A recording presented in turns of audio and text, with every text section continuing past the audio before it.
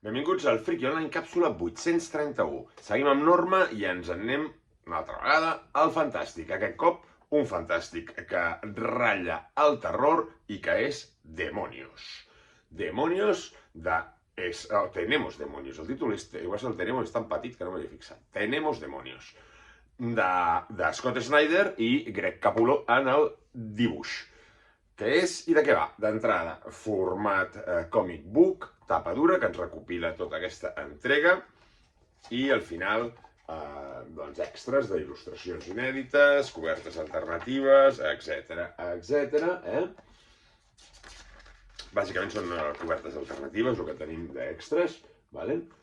I el dibuix de Capullo, doncs el clàssic dibuix, molt norantero. El còmic també és molt norantero, ja us ho dic ara, aquests colors cantons digitalitzats, molt de còmic de superherois dels 90, i amb molta acció, molt de sang i fetge, i amb humor també, amb cert humor. Ja us dic que és un còmic molt norantero.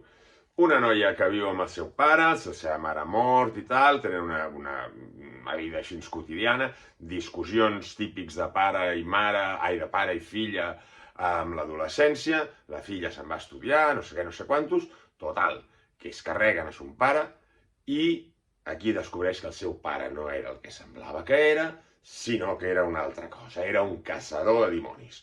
I a partir d'aquí s'embolica la troca, resulta que estem infestats de dimonis i que hi ha una lluita eterna perquè la humanitat s'ha dividit per unes coses, uns meteoritos que cauen, que un és la banya i l'altre és el no sé què. Uns són els àngels i els altres són els dimonis. I a ella li toca estar en el cantó, evidentment, dels bons. A partir d'aquí s'unirà amb aquest dimoni que és bo i començaran a repartir llenya a tort i a dret a veure si poden salvar la humanitat.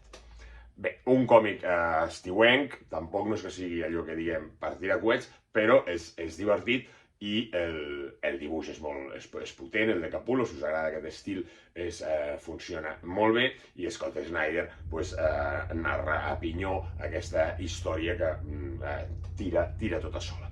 Pues ja ho sabeu, un divertimento d'estiu, Tenemos Demonios, de Snyder i Capullo. Salut i a llegir còmics.